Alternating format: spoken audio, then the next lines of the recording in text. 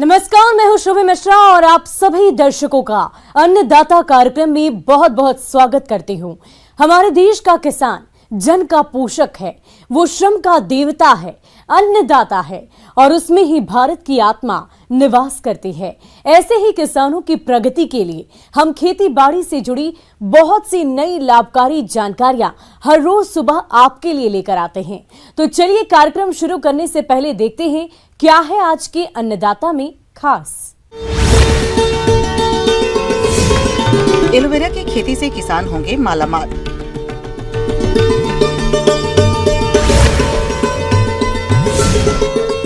सूरजमुखी की खेती से होता है अधिक मुनाफा।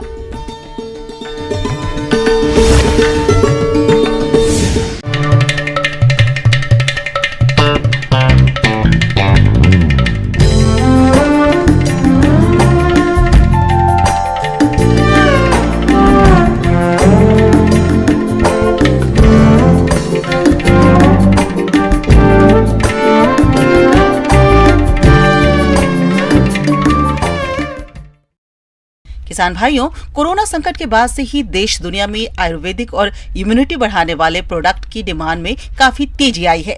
यही वजह है कि बाजार में इसकी मांग बहुत ज्यादा है। तो आप इसकी खेती से अधिक लाभ लेने के लिए इसकी रोपाई और उसके बाद कौन कौन से जरूरी कार्यों को करें, इसकी समस्त जानकारी दे रहे हैं प्रोफेसर टीवी कट्टीमनी।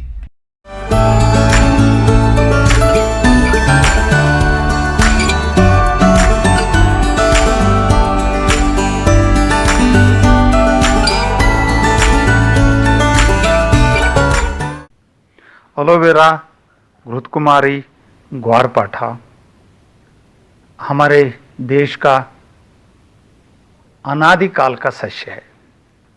आयुर्वेद में इसका प्रचुर मात्रा में उपयोग किया जाता है।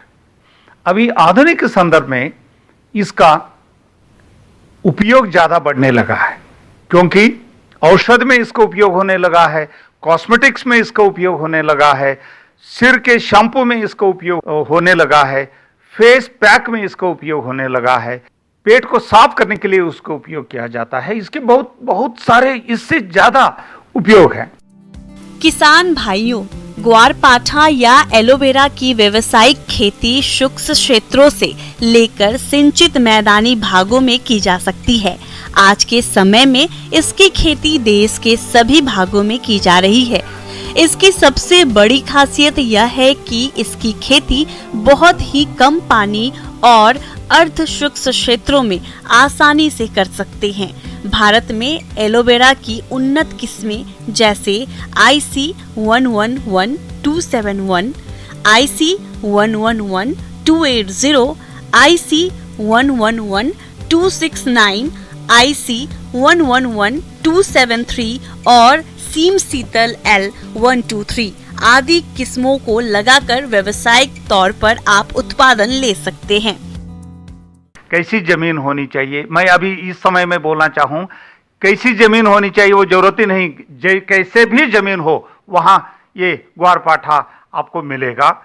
इसका फायदा आप उठाइए, क्योंकि अमरकंटक की जो एरिया है, यहाँ पानी अच्छा गिरता है, यहाँ ये कंटीला है या पथरीला है और ये रेतीला है, और जो आप डालिए वो यहां पैदा होता है। इसका फायदा हमको उठाना चाहिए। ग्वारपाठा को लगाने का बहुत सिंपल तरीका ये है, हम जमीन को थोड़ा लूज करने के बाद, इनको थोड़ा भुरभरा करने के बाद। किसान भाइयों, एलोवेरा फसल को रासायनिक उर्वरकों की आवश्यकता कम होती है, इसलिए आप urea 110 kilogram, single super phosphate 155 kilogram और म्यूरेट ऑफ पोटाश 42 किलोग्राम प्रति हेक्टेयर की दर से खेती की तैयारी के समय डालकर मिला देना चाहिए। एलोवेरा की रोपाई का सबसे उपयुक्त समय जुलाई अगस्त है, लेकिन जिन किसानों के पास सिंचाई की सुविधा है वह इसकी खेती साल भर कर सकते हैं, लेकिन इस बात का ध्यान रखें कि अगर ठंड अधिक पड़ रही हो तब इसकी रोपाई नहीं करनी चाहिए। एलोवेरा को, ग्वारपाठा को लगाने के लिए, उसकी कृषि करने के लिए हमको जंगल को काटने की जरूरत नहीं है, हमको पेड़ पौधों को काटने की जरूरत नहीं है। जहां जगह मिले, वो छांव में हो, धूप में हो, वो पानी में हो या अकाल में हो, ये उगेगा ही उगेगा, बढ़ेगा ही बढ़ेगा। जहां चाहे इसकी कृषि हम कर सकते हैं। हम उसके छोटे छोटे जो शस्य निकलते हैं, शक्कर निकलते हैं, को लगाने का बहुत सिंपल तरीका ये है। हम क्या करेंगे, एक दो सस्यों के बीच में 1 फीट होना चाहिए, लेफ्ट में भी 1 फीट होना चाहिए, सामने भी 1 फीट होना चाहिए और पीछे भी 1 फीट होना चाहिए, जिससे वो आसानी से फैल जाएगा।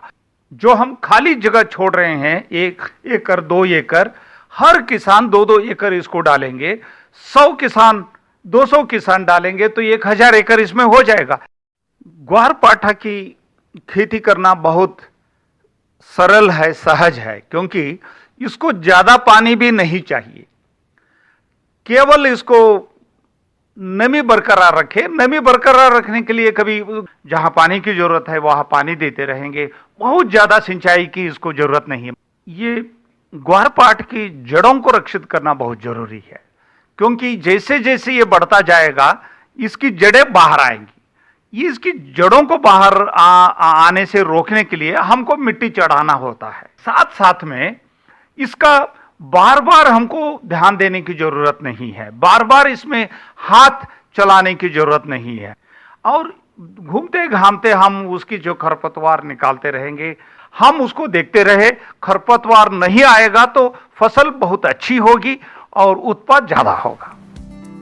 किसान भाइयों, रोपाई के 10 से 15 महीनों के बाद में पत्तियां पूर्ण विकसित और कटाई के योग्य हो जाती हैं। पौधे की ऊपरी नई पत्तियों की कटाई नहीं करें। निचली और पुरानी 3 से 4 पत्तियों को पहले काटना चाहिए।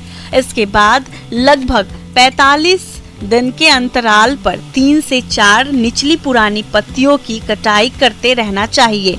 इस प्रकार यह प्रक्रिया 3-4 वर्ष तक दोहराई जा सकती है और 1 हेक्टेयर से लगभग प्रति वर्ष 50 से 60 टन पत्तियों का उत्पादन लिया जा सकता है।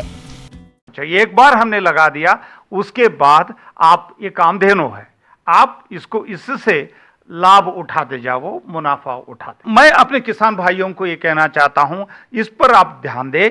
हम सब मिलकर आपकी ट्रेनिंग, आपकी तरबियत देने को तैयार हैं। मार्केटिंग रेडी करने को मैं तैयार हूं, ICT का। किसान भाइयों, अब लेते हैं एक छोटा सा ब्रेक।